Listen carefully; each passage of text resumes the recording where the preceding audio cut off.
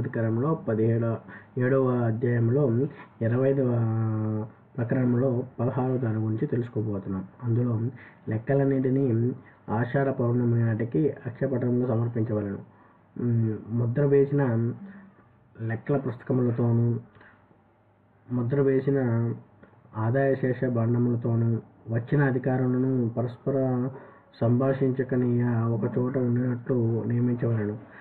ఆయవ్యయ నీవుల మొత్తమునకు విని కోశములలో చేరవేయవలెను. లెక్కల పుస్తకములోని లోపల ఆకులలోని ఆయమునకు ఎంతవరకు హెచ్చరించవచ్చునో దానికి 8 రెట్లు, ఆయమును ఎంతవరకు తగ్గించవచ్చునో దానికి 8 రెట్లు అధికారాధిపతి నుండి వసూలు చేయవలెను. దీనికి భిన్నమైన పరిస్థితుల్లో లాభమును అధికారి ఉంచుకోవచ్చును.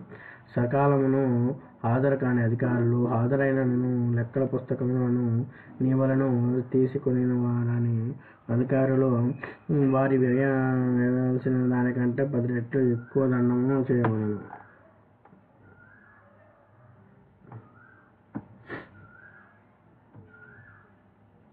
కార్యాధికారులు హాజరైనప్పుడు వారి లెక్కలు పరీక్షించుటకు అక్షయపటలాధ్యక్షుడు సిద్ధమగు లేని ఎడల కనిష్ట సాహసదండము విధించవలెను.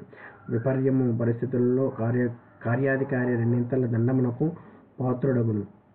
ఉన్నతాధికారులు పరస్పర వైరుధ్యములనే వారి పరిచారమునకు అనుగుణముగా వారి లెక్కలను సమగ్రమును నివేదించవలెను.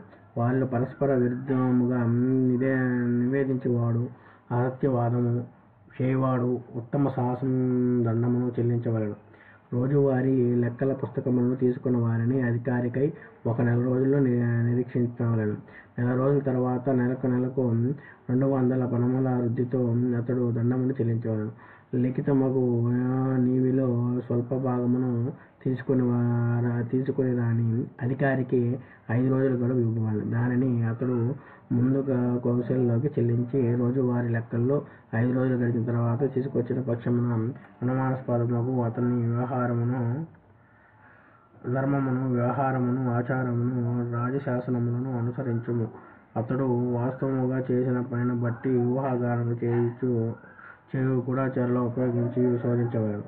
అతడు ఒక్కొక్క రోజు 5 రోజులు, ఒక్కో పక్షము ఒక్కో నెలకు 4 నెలలు, సంవత్సరముల వారీగా లెక్కలను తనిఖీ చేయవలెను. రోజువారీ లెక్క దేశము, కాలము, ముఖము, ఉత్పత్తి, అనువృత్తి, ప్రమాణము చెల్లించవలసిన వాడు, వ్రాయసగవాడు, పుచ్చుకొనువాడు. దీనిని బట్టి ఆయనను తనిఖీ చేయవలెను. రోజువారీ లెక్క దేశము, కాలము, ముఖము, లాభము, కారణము, ఇవ్వబడిన వస్తువు, దాని వినియోగము, ప్రమాణము ఇవ్వవలసినదని ఆజ్ఞాపించువాడు, దానిని కోష్టాగారం నుండి తీయువాడు, ఇచ్చువాడు, తీసుకునివాడు, వీనిని బట్టి వ్యయమును తనిఖీ చేయవలెను. రోజువారీ లెక్క దేశము, కాలము, ముఖము, అనువర్తనము, వస్తువు, దాని లక్ష్యము, ప్రమాణము, నిక్షేపాండము, దాని రక్షకుడు దీనిని బట్టి తనిఖీ చేయవలెను. రాజవ్యవహారం నందు కారణికుడు లెక్కలాధికారి లెక్కల తనిఖీని సిద్ధంగా లేనప్పుడు, రాజాజ్ఞను ఉల్లంఘించినప్పుడు, లిఖితమైన ఆజ్ఞను విరుద్ధముగా అవయవములను మార్చినప్పుడు పూర్వసాహస దండమును విధించవలెను. పద్దును క్రమహీనముగా గాని, తప్ప క్రమముగా గాని, అక్షరములు తెలియనట్లుగా గాని, పునరుక్తముగా గాని వ్రాసిన వానికి దండము 12 ప్రణములు. నీవిని ఈ విధముగా రాయవానికి దండము 2 దానిని అపహరించువానికి 8 దానిని పోగొట్టువానికి ప్రయత్నకరముగా గాని ఖరీదుల్లో 5వ వాడికి పెంచవలెను. అసత్యము ఆడిన వాడిని దొంగతనము విధించినప్పుడు ఉంచుకోవలెను. తర్వాత తననెప్పుడు ఒప్పుకోని పక్షమున మరిచిన పద్దను, తర్వాత వ్రాసిన పక్షమున దండము 2. అపరాధము స్వల్పమైనప్పుడు రాజు దానిని సహించవలెను. ఆదాయము అల్పమైన తృప్తి చెందవలెను. అధిక లాభము చేకూర్చ అధ్యక్షుని అనుగ్రహించి గౌరవించను. ఇది అధ్యక్ష ప్రతాపం 2వ అధికారము. అక్షయపటన లెక్కల సంవిధానం అనే 7వ అధ్యాయం.